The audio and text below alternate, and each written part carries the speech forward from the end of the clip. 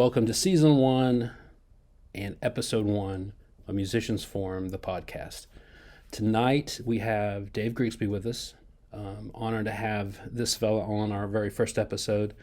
He and I have cohorted over the years over different projects and different things. He's a great friend, a great individual. Many folks around here can tell stories of how he's helped them, whether it be setting up drums to they bought a bike off of him and needing to set it up. So this guy is a well-rounded and real knowledgeable about music history. Just an enjoyable guy to talk to. I think you'll enjoy this episode. Thank you. Hi, everybody. I've got Dave Grigsby with us today, Musicians Forum podcast. He's actually our first official interview, and we're real excited about bringing him. And Dave's been a friend for years, and I just really appreciate his friendship, but also musicianship and kind of what he's brought. And if you were part of Musicians Forum like 10 years ago, I don't know, Dave, was it 10 years ago? Yeah. Eight years ago. We had these sessions where we would bring subject matter experts in. We had members, command players, and I'm going to say it, sometimes we had 20 to 30 people in.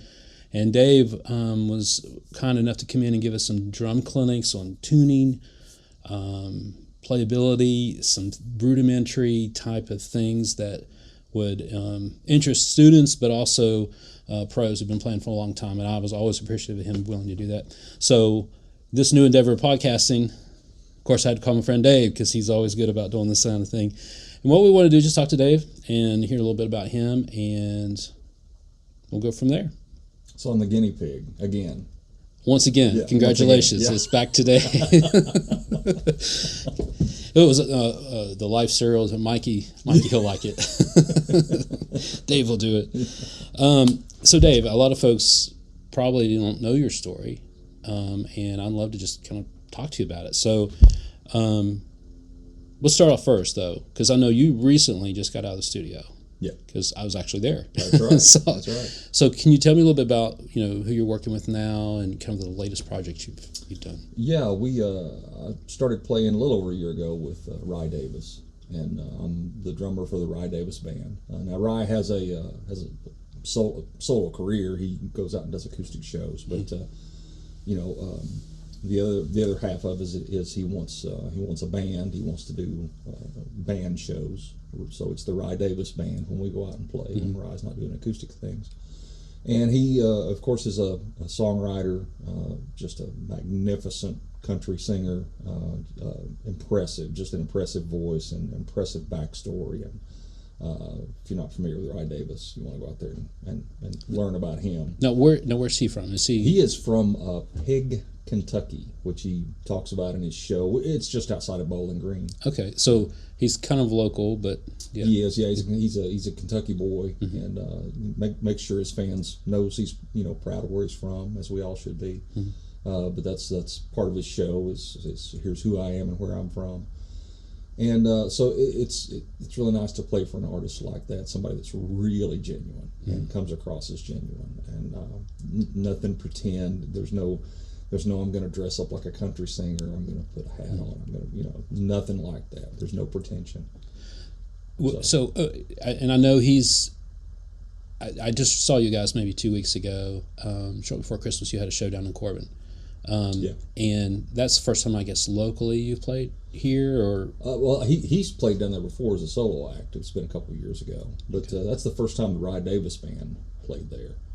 First time I got to play at Austin City Corbin. I've played at Austin City Lexington several times, but we just had never played in Austin City Saloon in Corbin. Both fantastic music venues, just tailor-made. I was going to say, I mean, they're ready for live music. The folks tailor-made for music, and they've got a wonderful built-in crowd. The staff is knowledgeable about music and live music, and the food's tremendous. My wife and I eat there once a week, like completely unrelated to music. We just go there for the food. Yeah, it's so good. Well, of course, then you got Matt McQueen doing sound, so that you got a guy pro. I told Matt I'd never met Matt before when we played down there a few weeks ago, and so it's the first time I ever met Matt. And I told him after the gig, I was like, man, there was nothing more I could have asked for. If I'd sat down and made a list of things I needed tonight in the monitor, they were all there, and I didn't have to ever ask for anything. So, pro of the highest level. Which is funny that they put him in a little truck. So if you've never been to Austin City in Corbin, they've got a front end of a pickup truck. Literally put the soundboard inside of that, so when you walk in, you see this guy sitting inside of his truck. You're like, what is going on? That is actually the sound engineer, and usually it's Matt. Yeah. So you went from that live show, and then you actually started recording that weekend, right, for his new album? Or we did. Rye had written. He's written a bunch of songs, but he kind of narrowed it down. I think we recorded 6 originals and 2 covers, or maybe 5 original and 3 covers. Okay. And he kind of picked out the ones he really wanted to start promoting and doing more live and so forth. So we cut those. We cut those original tracks, and then we did 2 well-known covers, and then one cover that was written by Logan Gray. It's a Bourbon Branch song off of one of their albums, and so we did those 8 songs. And they're currently in the process of being mixed, and then they'll be mastered, and then I think Rye's plan is to release one and tour a little bit and do some shows and publicity and push it, and kind of go from there, and then down a few weeks later do another one, or a few months later. I'm not sure what the time scales are, but Gotcha. Just kind of put those out one at a time. But he's got so many songs, that he's written, that he's ready to put out in the world. But you can't just dump them out there. You got to do it right. Right. You get paid on the singles, right? Yeah, you don't want to lose them all. So we'll cut a few, put them out here and there, and just kind of build from there. But I gotta say, if you've not seen him live, definitely see him live. And one of my favorite covers he does is "Strawberry Wine." Now, to me, that is, I heard him in the studio, then I heard him do it live. His range, and then the sheer fact, I think that I want to say it felt like a minute long, but he held a note for like a minute. Yeah. That's kind of become a thing. Our guitar player Logan Gray originally suggested we do that. He threw it out there, and then nobody stood up and saluted right away. So I kept pushing. I was like, no, we got to do this song. We got to do this song, because I had heard him kind of warming up his vocals, goofing off and doing it, when we was rehearsing. I'm like, man, no, there's no question. It's just do it. Let's just do it. So we worked it up, and like from the night we worked it up, which was over at Jarfly Brewing in Somerset. We've played it at every show, and it's kind of become a thing. He'll get there, he'll hold that note out, and then people in the audience start, screaming and yelling. And so it's kind of become part of the show now that he holds that note out and we give him a minute. Like kind of hype thing. Yeah. Okay. It really was organic. I mean, it was not planned, so it really was organic. So now that's it was one of my favorite. And and I don't know a lot of the covers he does, but that was one that I thought, that one right there is worth noting for sure. Yeah. So you mentioned Bourbon Branch. So you're playing with Rye, and now are you playing with Bourbon Branch still, or are you guys still playing? Yeah. I am playing with Bourbon Branch, and we don't gig as often as Rye Davis, but there are times when Rye's schedule has acoustic shows where it's just him. Maybe he's opening for somebody like John Anderson, kind of a big deal. And the band's not working that night, so Bourbon Branch will have a show, and Logan will handle the vocal duties on that. And kind of got 2 things going on. One, and they really do kind of help each other, because it keeps the sword keeps the sword sharpened. Sure. Well, I would say, because Logan, man, that guy can sing, he can play guitar. I mean, he's a great front man too, and backing up Rye is just. Yeah, he's the total package. Yeah, Logan really is. He's the total package. Yeah. Now, so Rye is a kind of country. Not kind of. He's just country. Yeah, he's just more traditional country than anything. Nothing. There's no muddy water. There's no new country about Rye. Matter of fact, he like me. He doesn't know much new country. Like people can throw out the names of new country songs, and like me, he doesn't know what they are. Yeah. He doesn't listen to them. Yeah. So he's not really influenced by it. He grew up riding in his granddad's truck, listening to the old stuff. Yeah, the original, the real stuff. We're talking Hank Williams, Senior and Junior. I mean, Buck Owens. Charlie Pride, the original country artists. Yeah. That's who's influence he'll take. And that's big now. Kind of reaching back to that historical sound. It's coming back around, but that genuineness that was kind of brought back to music by people like Chris Stapleton and Jason Isbell. He didn't decide he's going to be that way. That's how he is. That's who he is naturally. He didn't decide, I'm going to be influenced by these people. He was actually influenced by them. And that genuine spirit comes across in his songwriting, his playing, and so that's why it's just really nice to be part of that group. Well, that's great. Yeah, band. And then Bourbon Branch is kind of more or less kind of a hybrid of kind of classic rock. Maybe I even heard him cover some '90s rock and then some country. And that comes from Logan's writing. Bourbon Branch is a band that does original music, and they also do covers. But their original music is as influenced by the stuff that was happening in the '90s, and Logan has that rock '90s love background. We're all the time talking about Zeppelin. We're both Led Zeppelin fans, and that shows up in his writing. He'll reference tracks from Zeppelin B-sides and stuff that only Zeppelin fans would know to me. And it's like we're both just speaking English, he doesn't have to explain to me what he's talking about. I know what he's talking about, and he knows what I'm talking about. And that's an appreciation, particularly whenever you're writing music, that you can do. You can pick out the homages that he's wanting to put in the music, and you try to stay true to that. Yeah, exactly. Yeah.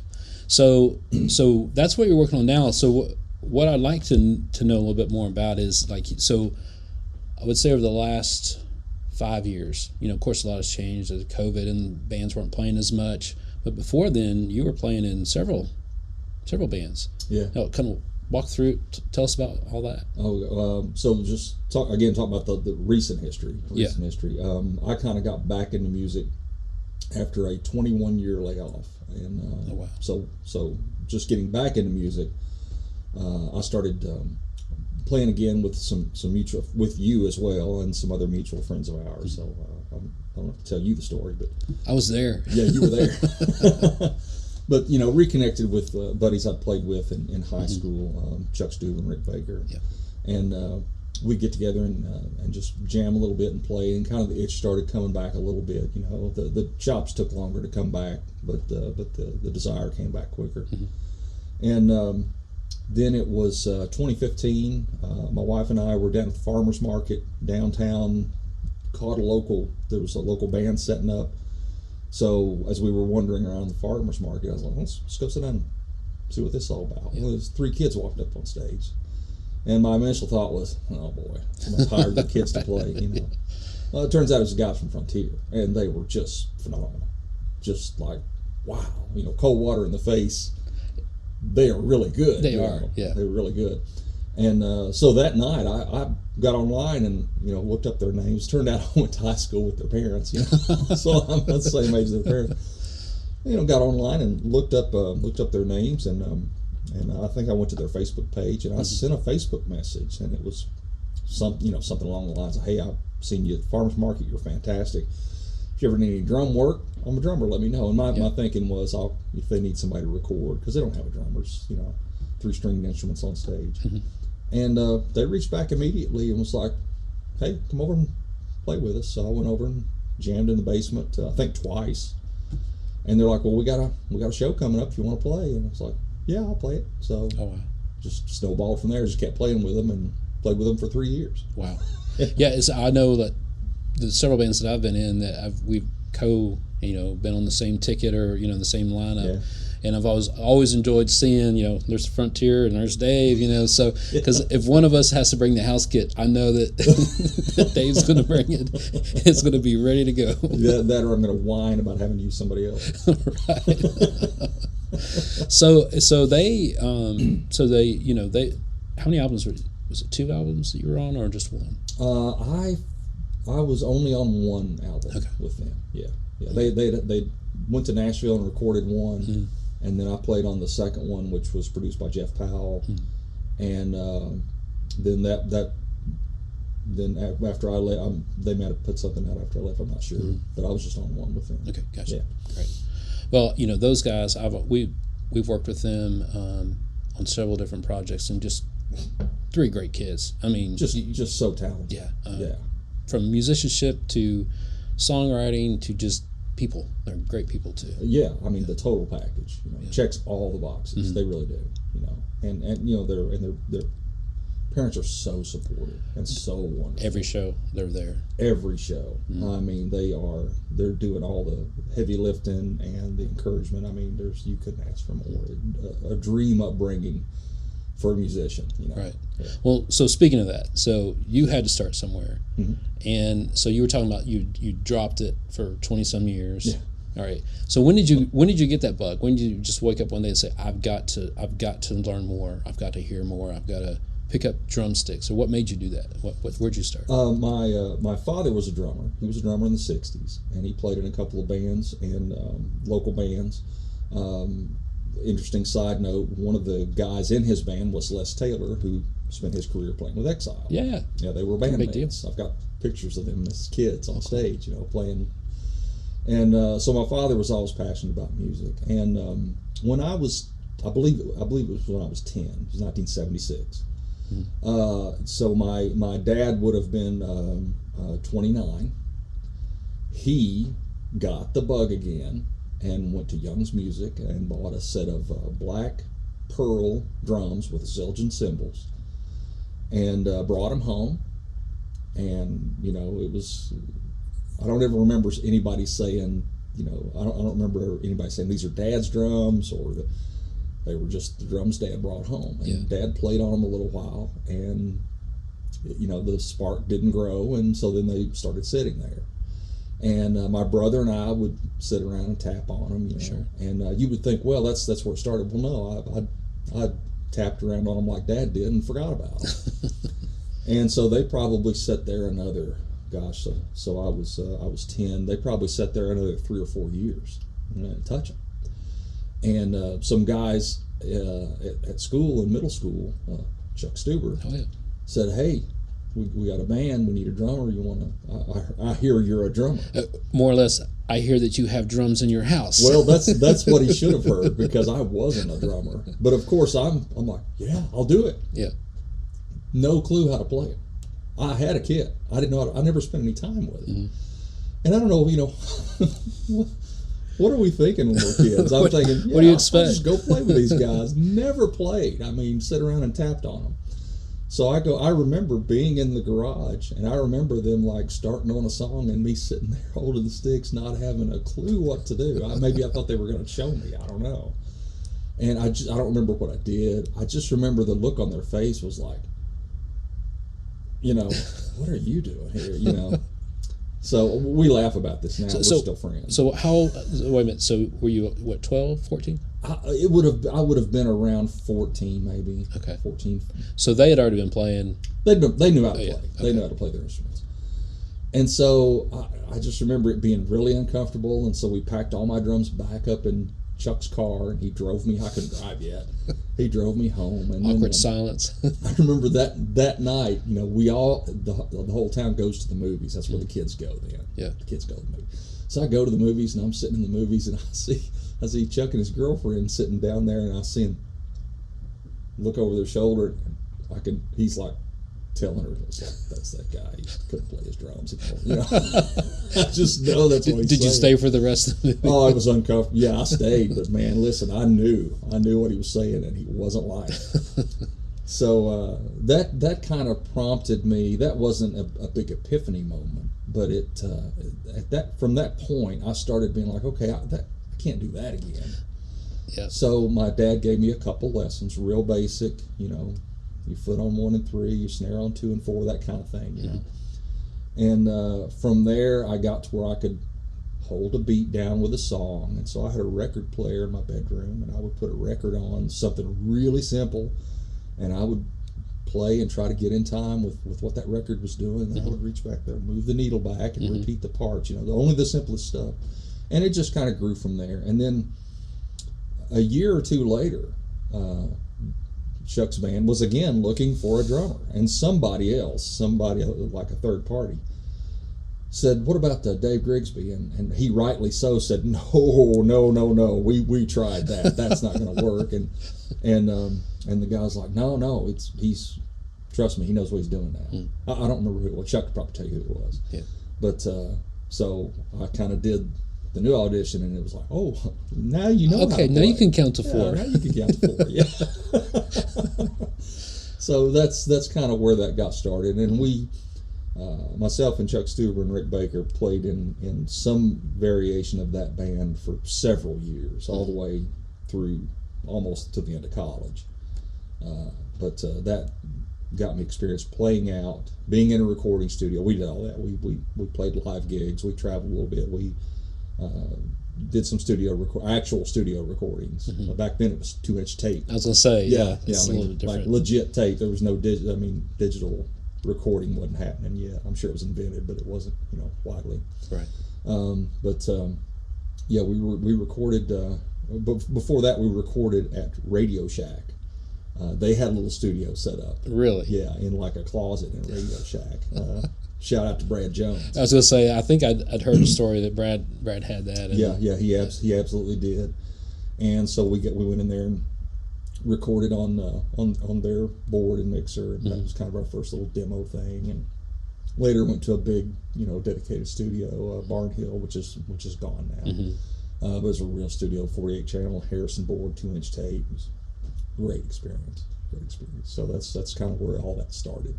So you did that up until high school, and then I did that. Did you play after? I did that through college, and then we got a. I was playing in another band with John Carmack. Oh, yeah. John's rest his soul. John's gone now. And Jeff McFadden, phenomenal guitar player, incredible blues player. And the three of us threw together a band and opened for Molly Hatchet. Oh, wow. Yeah. Very eye-opening. I bet. So you went from playing local to household name, yeah. Yeah. So, we had grown up with Molly Hatchet, Flirting with Disaster, just incredible. Original singer, Danny Joe Brown, still will. I'll never forget, we show up at the gig, and the road crew for Molly Hatchet, a bunch of crusty old biker dudes, just scary looking. And we're three high school kids, well, college, but and they immediately just treat us like dirt. Like, what are you punk kids doing here? Kind of thing. Get out of my damn way. Yeah. And so we're just like, oh, this is gonna be so bad.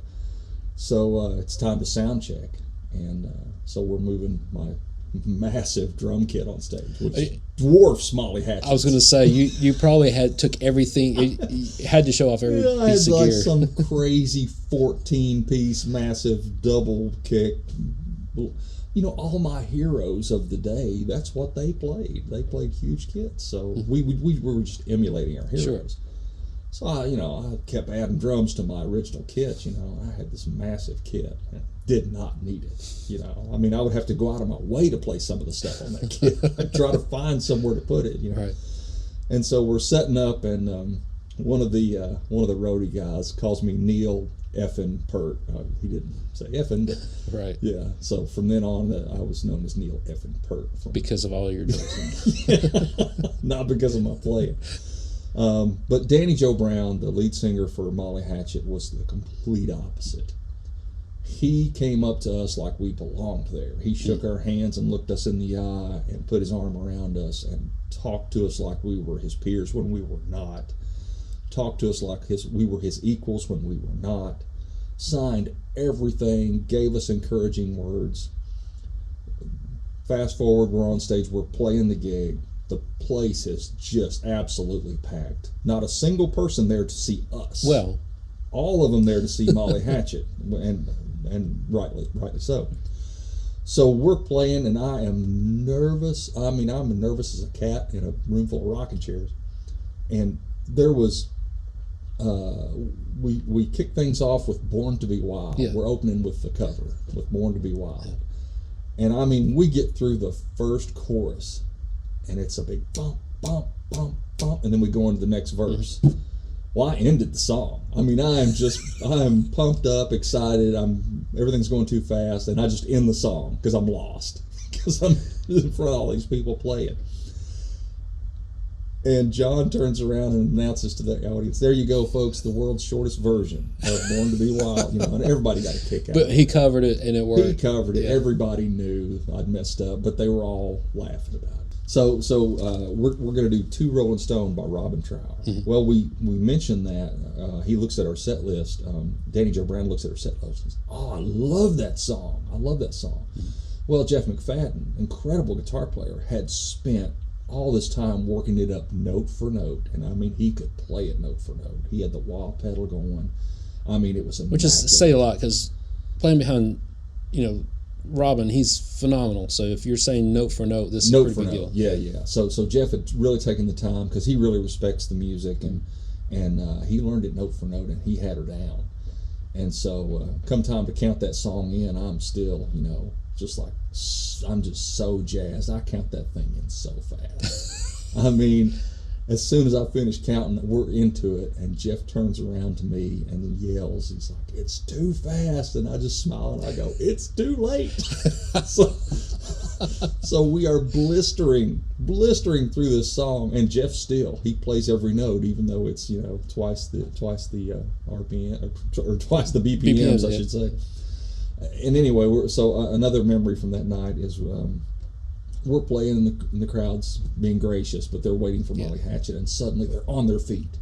They're on their feet, and they're screaming and yelling and pumping their fists, and I'm like, what did we do? And I noticed right behind me, Danny Joe Brown had pulled the curtain back and been like, trying to get everybody going. Yeah. He didn't have to do that. No, he didn't have to do that. And we're nobody. And I know we're not, we don't sound that great. He did that a couple times during the show.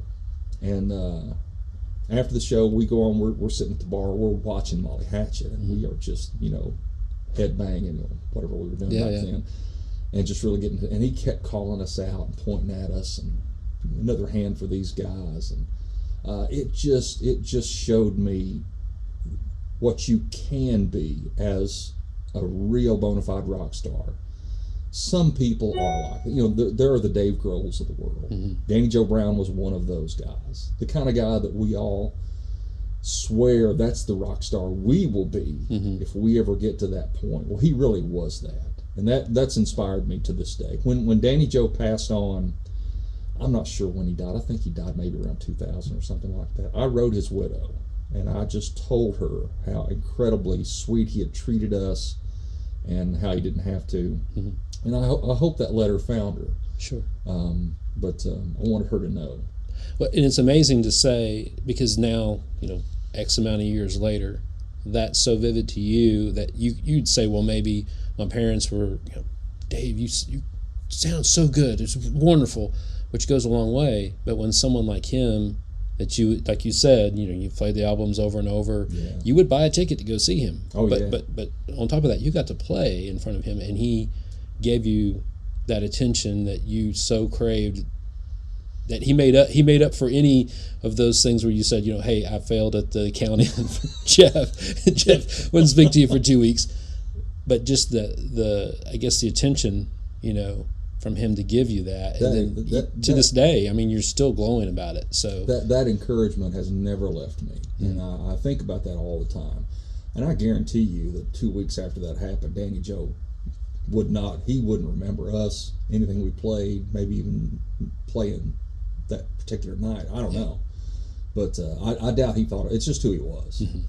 It's not some seminal moment in his life, but it's funny how those things can be in the rest of us. Mm-hmm. And so I've never forgotten that. And that, I think that goes to say with kind of what it's a little bit behind what we're wanting to do here is to encourage guys who have been playing for a long time, and we can mention names. You mentioned Chuck and Jeff, and those guys that have been here playing, and they're still playing. Chuck, we joke about him, owning Town Center Park down here because he gets to play all the time. They knew who to call. He answers the phone.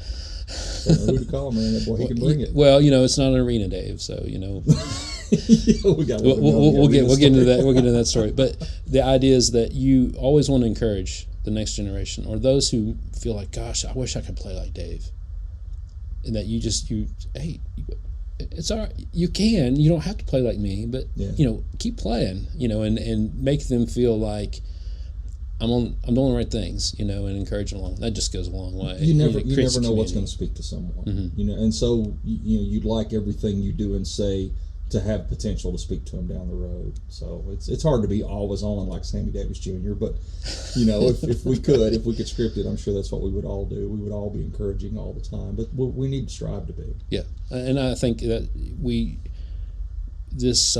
I guess where we compete, or we feel like we're trying to get our show's better than yours. We opened for so and so. We played check out our songs. It's more about, are you encouraging others? Are you encouraging people? Is your music edifying? Is it really, it's great that you can play music and it's great that you can play songs you enjoy, but are people enjoying it? And does it really encourage others? Say, I want to pick up a guitar, or I want to learn how to sing better. Yeah. Competition is great, by the way. I mean, when you hear a guy blaze out a lick to Sweet Home Alabama, you say, why you did that for note for note? You know what? I'm going to go back and woodshed that myself. Those things are good. Yeah. I appreciate that. So I'm going to use a segue here. So what would you say musically? Now, we talked about, kind of where you came from playing drums and that kind of thing. What album do you say, man, and you may even still be in your playlist, that was the album that's like, I want to do better. I want to learn more. I want that album. You and I talked about that before. So I've actually put a little thought into that one prior to tonight.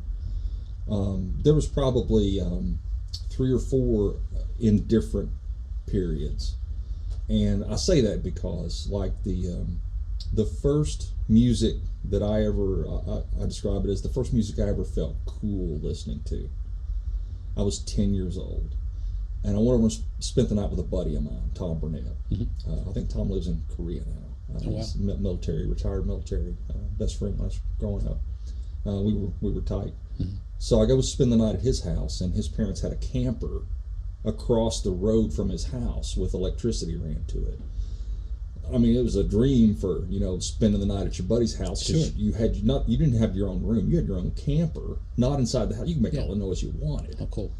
So his older brother had some 8-track tapes, and one of them was Boston. Oh.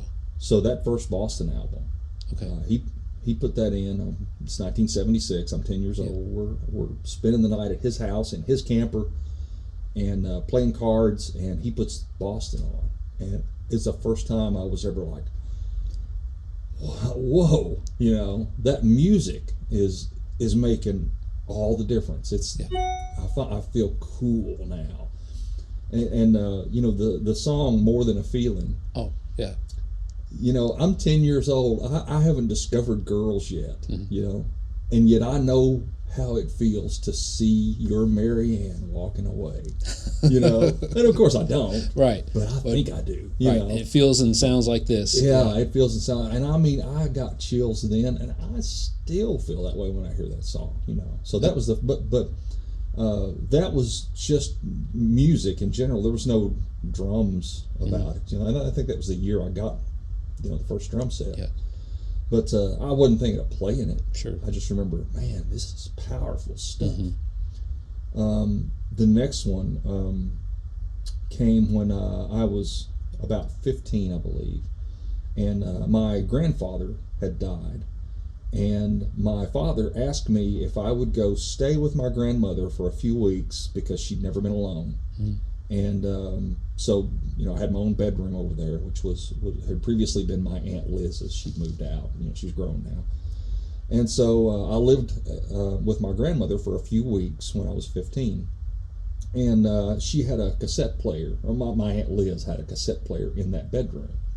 I didn't have any cassettes. I didn't, So I went to the flea market, which was at that time on Tobacco Road.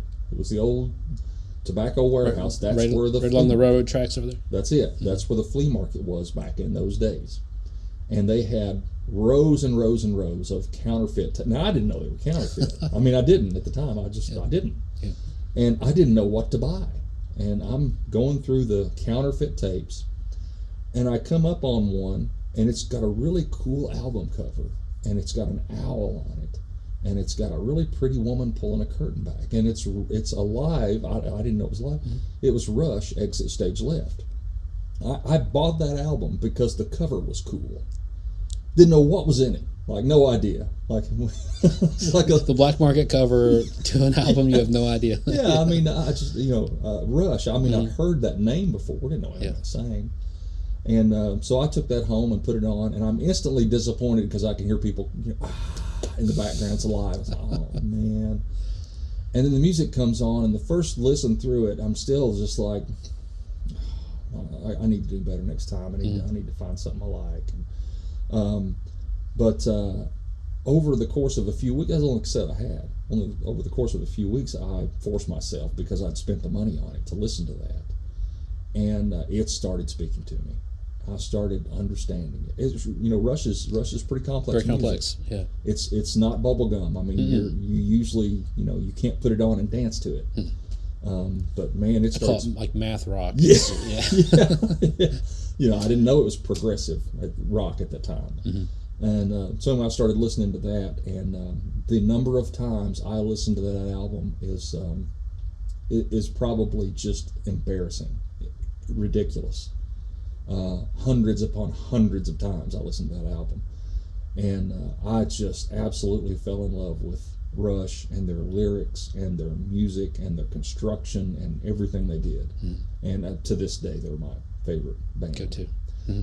But still, even though they had Neil Peart playing the drums on that, you just didn't click in and say, hey, nothing said, we got to play the drums to this. Of course, to listen to Neil play, you're like, that's not for me. You never played it anyway.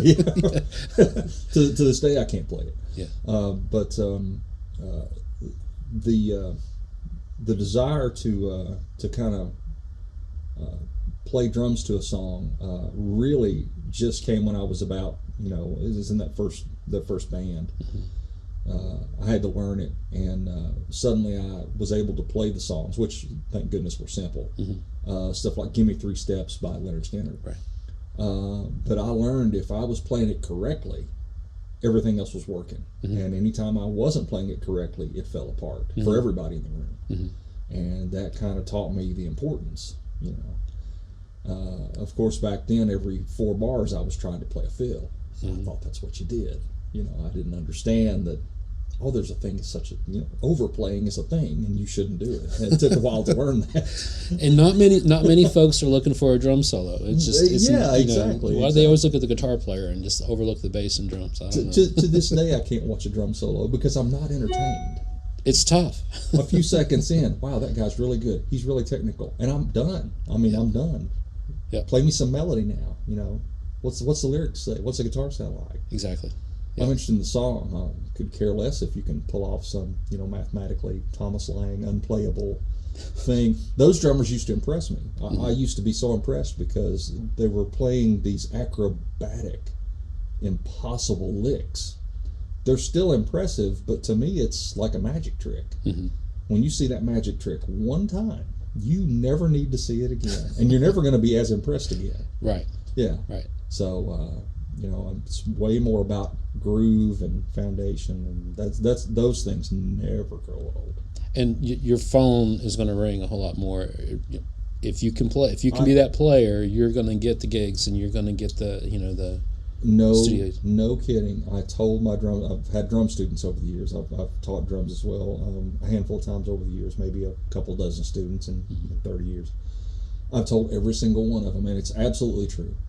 The less I played, the more compliments I got, and it's absolutely honest. Mm-hmm. The less you play, but the better you play.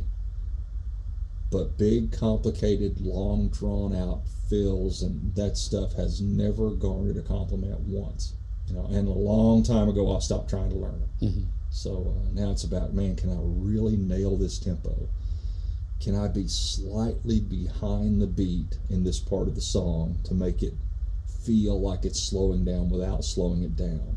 Mm-hmm. Can I give the lead guitarist time to breathe and really get all the notes out that he wants to get out without being rushed into finishing the phrase? That's where the secret sauce is. When you become that drummer, you're going to be in demand. Yeah, that makes a lot of sense. And I would say, for that reason, I've heard you. I was talking to you recently about there's gigs you're turning down, instead of begging for. Yeah.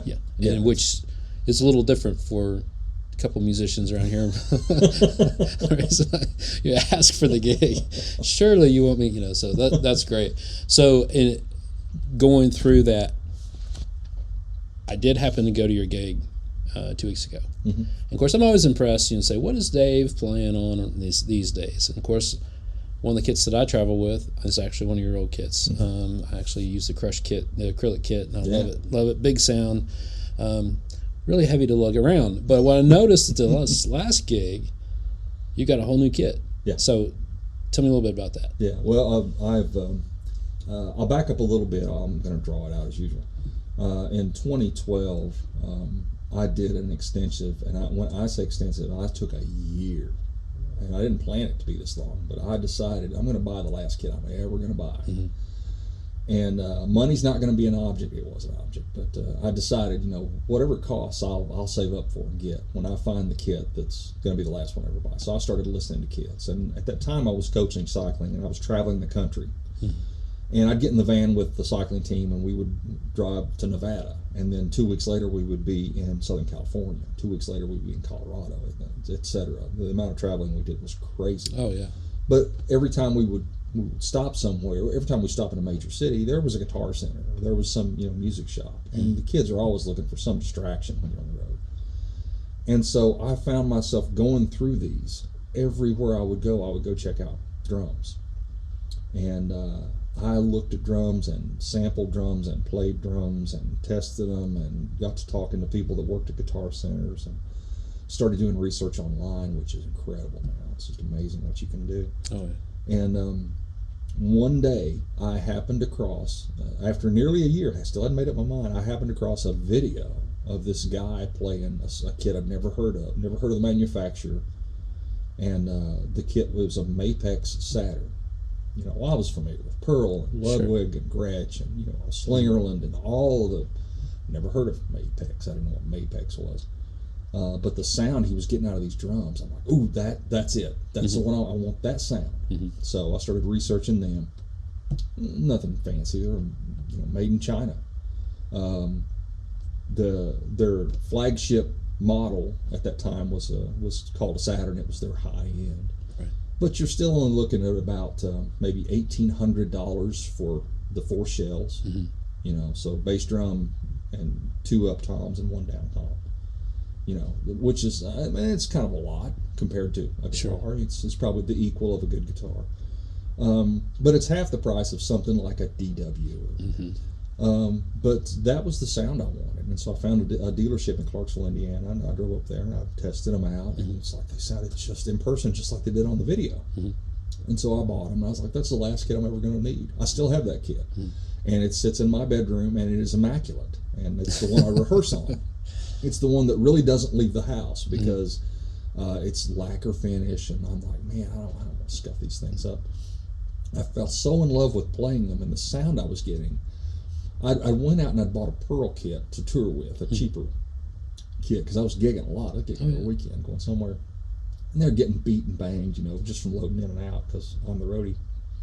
And but I wasn't getting the sound I wanted. Every time I played them, I was disappointed. I sold them, and I got online and I found another set of Mapex Saturns, but in a wrapped finish. So not the fancy polished, paint. And so I bought that, and that was my gigging kit for 8 years. And again, just loved the sound, couldn't be happier. Front of house guys, every single time I played, bragged on the sound of the kit. Even if they wouldn't brag on me, man, your drums sound great. I love the way you have them tuned. I love the intervals you have them tuned at, all that stuff. So again, couldn't have been happier. And then I don't know, 6 months ago or so. I'm 56 now, and I'm in good shape. Yep. I go to the gym and all that kind of stuff. So I'm loading out after a gig. So I load in, you set the drums up, you play. Sometimes you play 4 1-hour sets or 45-minute sets, and then you got to tear down. You got to pack them up. You got to haul them to the car, take them home. Then you got to take them out of the car, Yes. put them away. Or set them back up. Yeah, if you're not lucky enough to have another set, which I am, but if you're not, then you got to set them back up, and then the next gig you have to repeat the whole process. It's incredible the number of times a drum set gets moved to play one gig. The number of times each individual one gets picked up, moved, and put down, if not put in and out of a case. And so anyway, after that gig, I'm like, I have got to lighten this kit if I'm going to continue to do this for the years to come. Yeah. I've got to lighten the kit. So again, I started researching, and I found a relatively new company. I think they've been around maybe 5 or 6 years now, out of Michigan, Independent Drum Labs. And they had an aluminum kit. Well, some of the most sought after snares in the world are aluminum. The LM405s and the LM402s and the LM400s are all aluminum drums. And so I started listening to sound files. It sounded fantastic.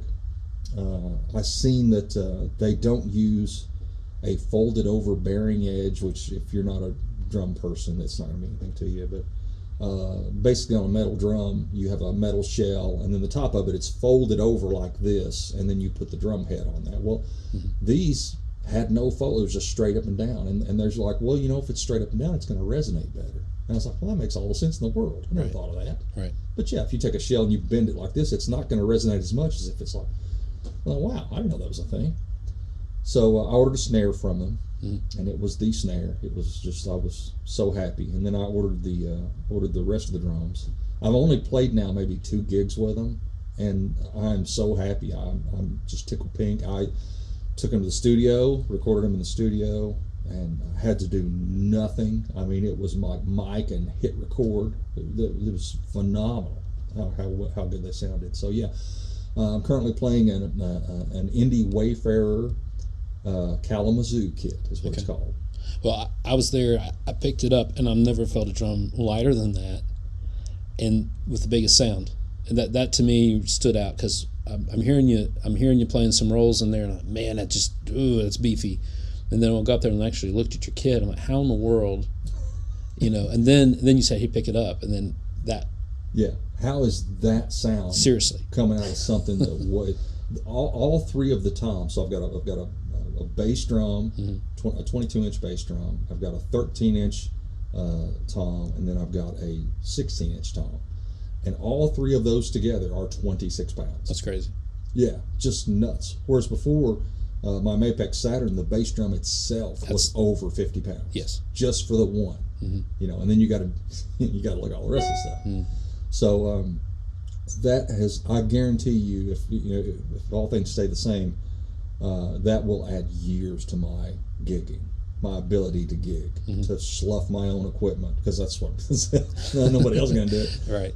But that's going to add years to my gigging because it's going to allow me to load in and out well beyond what I could have. I could see the end coming with my regular drums. Yeah. Just too much work. I mean, I'm not a guy that can, load a cement truck 50 bags, 50-pound bags at a time, over weeks, and it's just eventually you're not going to be able to do it anymore. I was getting there with lugging the drums around. Well, I have to say that impressed me, and it was really cool to see something like that, and particularly American made, handmade, being used and played and sounded that good. Yeah, the guy that owns the company, his name's Josh, and he signs the inside of every drum. He makes every drum and puts his Josh on the inside of it, puts his name on the inside of it, dates it. And yeah, I mean, they're a small enough company that they can do that. But just tremendous product. I mean, I'm a complete convert now. Yeah. And if they want to, contribute, that's great. I'll send my address. So Dave, I kind of wrapping this up. I really appreciate again I really appreciate you, joining in on the first official one and kind of shaking the dust off this. We've batted around, what will be the next steps for, this musicians forum we started years ago, and it was really hard getting people to come to, whenever we'd set a location and a time, then we'd always get, we really want to be there, but we can't, and it's just a little bit difficult. And then we had Zoom. We talked about doing Zoom, and I felt like that's just too. Still a lot of organization has to happen in that, so I felt like something like this, I really would like to go one-on-one. And there's some great musicians and some great artists here in town, but also and around us that we've either spoken to, grew up with, listened to, that really has something to say. And I really appreciate you coming on and say, so moving forward, what would you say would be some of the things that we can kind of help? Because I know the big thing is there's not a lot of venues around here. So if you said, hey, we need to kind of work together and have shows and playing. We do have some outdoor events that are starting to pop up. Some really great outdoor type things that are going on. And what would you like to see? I know that we would love to see, bands that are out there touring and all that to come here. But I think, locally, there's some great talent here too. So there really is. There's a lot of great talent around, and the number of places I have a tough time reconciling the number of places we have now. It doesn't feel like a lot, but back when I was young, in the 80s, wow, was there? I mean, there was a place in Richmond. There was one or two places in Richmond you could go play live. One or two places in Jellicoe, and then the local stuff. There might be a place popped up in London and would be open for 6 months and close. And same thing with Corbin and Williamsburg and all the surrounding communities. It was so sparse. Comparatively speaking, we have a lot of places to play, but it would be nice to have a lot of more music-oriented venues. We talked about Austin City, Lexington and Austin City Corbin. They are, in my mind, they set the bar. This is what it should look like, folks. And they prove that it can work. They prove that you can have a true music venue, high quality, bring in high quality regional talent, which they do, and make it work and make it profitable. And they do it night after night after night, weekend after weekend. And other places are starting to follow that lead. Love the Butcher's Pubs. I know of three of them, and I've played all three. So there's like Williamsburg, Pineville, London. Yeah. So there's the three. Yeah, there may be. I don't know if there's more or not, but those are the three that I've played. And again, they prove that you can bring in good regional talent and have a night of music and sell your wares, and people enjoy it, and they'll come back. And so it would be so great if more places could kind of look to them as the template of how to do it, because they really have made this region a good, solid foundation music region. Yeah, and we owe a lot to places like that. And the best way to thank them is to just put forth the best music you can, work it up, take pride in it, do it with passion, and bring that to the venues and play it for them. And then the people will come. They'll come watch you. They'll spend money on the ticket. They'll buy drinks. They'll buy dinner. I like that you said that, Dave, because I think as artists we tend to say, all right, we learned a song, great, sounds good, we're going to play it next gig. That it's got to be this much better. Yeah. It's got to go this much better than their expectations. It's got to be much better than what they heard on the CD. It's got to have something, the variety, and you have to be entertaining and take a little respect in how you look too. Yeah. But all those things add up to the equation, and they're going to come back and see you play again. You don't want it to be a disappointment. Why did I leave the house and leave the babysitter with the kids and come out here and this is all I got? Yeah. I'm glad you mentioned that. You and I have talked about this before. My philosophy, and listen, I'm a guy that plays in blue jeans and a t-shirt sometimes, but my philosophy has always been that you shouldn't look like somebody that just walked out of the audience at the barbecue and strapped on a guitar and now you're playing. ideally, in my mind, if you walk into a music venue, everyone should look at you and be like, he must be in the band. That's it. Just because of how you're presented, by however you're dressed, maybe whatever, something you've got on. If you look like that's the reason you're there, that's just going to elevate the presentation just a little more. And you don't have to go crazy. I mean, sometimes it just takes one item of flares, one little something different, a certain hat, a certain shirt, a certain, whatever. It's going to be different for everybody. Sure. But if you can bring just a little bit of that with you, that's going to elevate your performance a little bit. I heard it a long time ago. I don't remember who said it, but it was something along the lines of, you can put on all the crazy stuff in the world. You only have to get through the first song with it on. You can strip it all off after that. But that initial impression, right? Yeah, that's what counts. When you hit the stage, that's everything. When you hit the stage, that first mental photograph the audience takes of you, that's the one that's going to stick with them more than what you wear for the whole rest of the night. And so many times I went and seen live bands growing up in the 80s in Rupp Arena. I've seen the big shows. I was always right up front. I had a scalper, so had the best tickets. These guys would come out in costumes, in the 80s, over the top ridiculous stuff you would never wear, walking around. But they rarely had it on 2 songs in. And they knew that. They knew that you just had to put on that wild,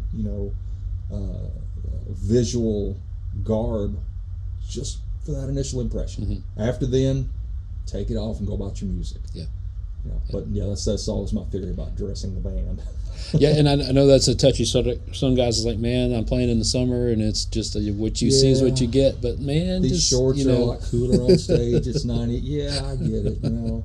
Right, get a fan. Maybe the only fan you have in the crowd, but it's a fan that's right beside you, cool you off. Yeah, you can justify everything. Well, eventually you're going to be sitting up there in a rocking chair, humming, and you're going to be able to justify. Well, I'm older now. My fingers hurt. Come on. Well, the audience doesn't care. Right. They want to be entertained. So entertain them. Do what it takes. Exactly. Yeah. Makes sense.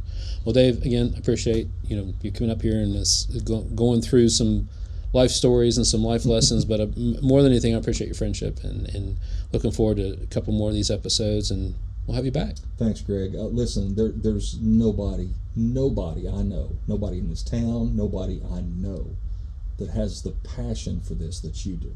No, thank you. Your passion for this and what you're doing here, in your playing, in everything you do, it just comes seeping out of your pores. And you can't hide that kind of passion. I appreciate you saying that. Yeah. Thank you. All right.